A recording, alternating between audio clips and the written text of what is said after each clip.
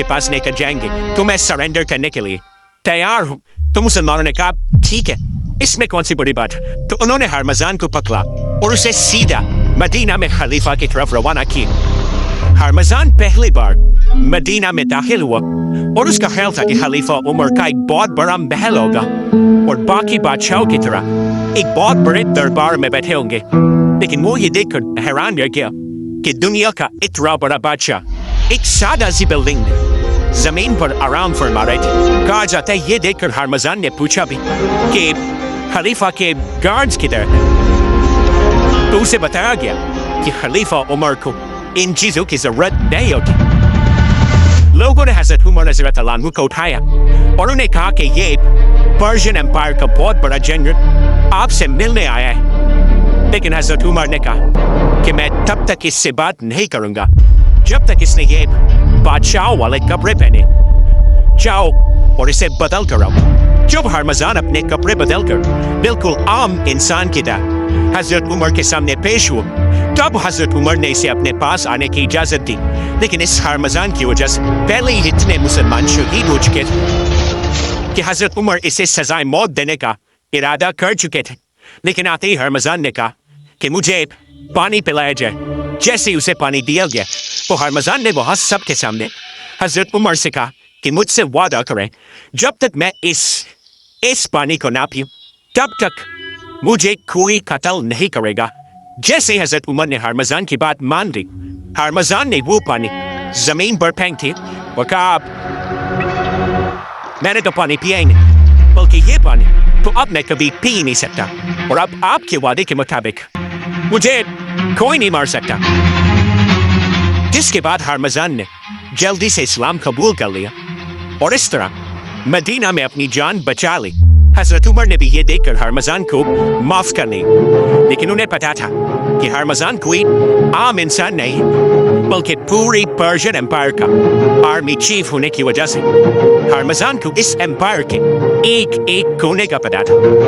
اسی لیے حضرت عمر نے ہرمزان کو مدینہ میں رہنے کی اجازت دی بلکہ پرشین امپائر کے خلاف اسے اپنا ایڈوائزر بھی بنایا.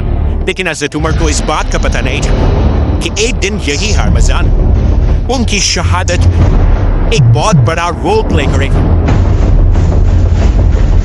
آرمی چیف ہرمزان کی گرفتاری کا جب پرشین بادشاہ کو پتہ چلا تو اسے بہت غصہ آیا کیونکہ یہ پرشین امپائر کے لیے ایک بہت بڑی بے عزتی تھی. تو انہوں نے اور تیزی سے اپنی فوج کو جمع کرنا شروع کی اور آخر پوری پرشین امپائر سے ایک بہت بڑی فوج جمع کر کے ایران کی سٹی نہاوند میں مسلمانوں سے آخری جنگ لڑنے کے لیے تیار ہو گئے. اب یہاں پہ تھوڑی کنفیوژن کہ پرشین فوج کے جمع ہونے کی خبر حضرت عمر تک کس نے پہنچائی, پرانے گورنر سعد بن ابی وقاص نے یا نئے گورنر عمار بن یاسر رضی اللہ عنہ نے جو ایک بہت بڑے صحابی تھے اور ان کے ماں باپ نے سب سے پہلے اسلام کے لیے اپنی جان دی تھی.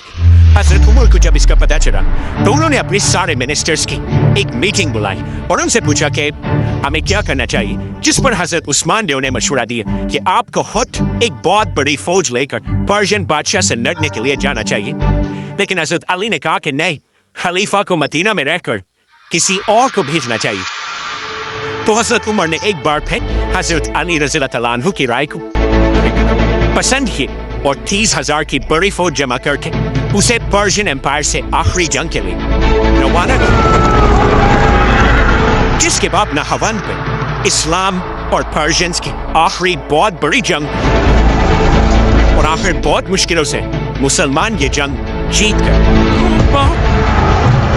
لیکن یہ جنگ اتنی خطرناک تھی کہ یرموک اور قادسیہ کے بعد سب سے زیادہ لوگ اس جنگ میں مارے گئے تھے اور مسلمانوں کے جنرل نعمان بن مقرن بھی اسی جنگ میں شہید ہوئے تھے. مسلمان یہ جنگ جیت تو گئے لیکن اس جنگ کے بعد مسلمانوں کی تاریخ ہمیشہ کے لیے بدل گئی کیونکہ مسلمانوں نے اس جنگ میں ایک ایسا آدمی گرفتار کیا جس کا نام تھا فیروز اور جس نے آگے جا کر جنگ کے بعد عربوں نے اس کا نام ابو لؤلؤہ رکھا اور یہ مغیرہ بن شعبہ کا غلام بنا. لیکن فیروز باقی سارے غلاموں سے بہت ہی ڈفرینٹ تھا کیونکہ یہ اس زمانے کا ایک قابل لوہار تھا. جسے دیکھ کر ابو لولو کا ماسٹر مغیرہ بن شعبہ اسے مسلمانوں کے کیپٹل مدینہ لے کر آیا، جہاں پر یہ اپنے ماسٹر کے لیے لوہے کا کام کرتا تھا۔